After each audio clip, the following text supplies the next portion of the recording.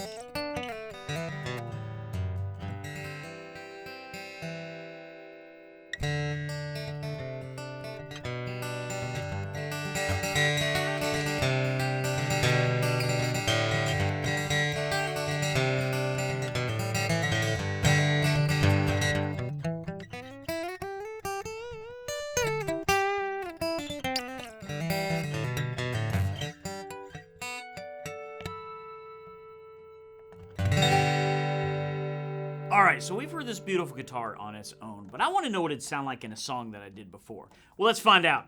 Alright, hit it, boys.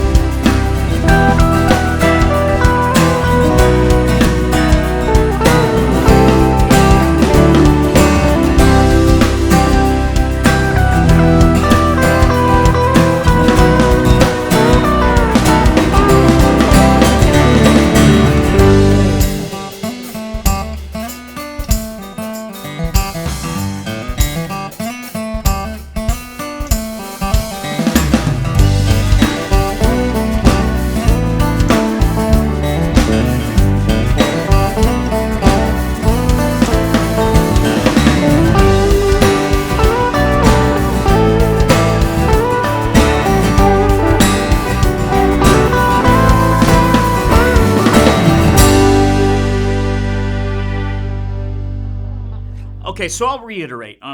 Anytime you play a Taylor, especially the higher end ones, they're gonna play fantastic. It's what they're known for. The playability is just it's unbelievable. I've never have a problem really digging in and playing one per se, other than just my normal problems that I have playing any guitar. But it plays really well. But I love the sound of this. This has got a really nice mixture of warmth, but I still feel like there's some clarity in the highs.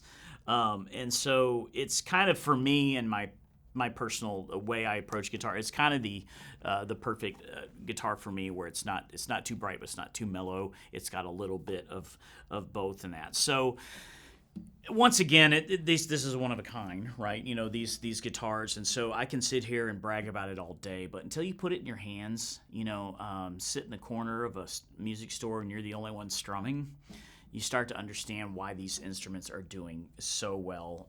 They're just consistently coming out that way. And so it's a beautiful, this V-bracing that Powers has come up with. I just think it has just a lot of projection to it. I can feel the guitar when I'm really digging into it. You can feel the vibration of that soundboard, the top.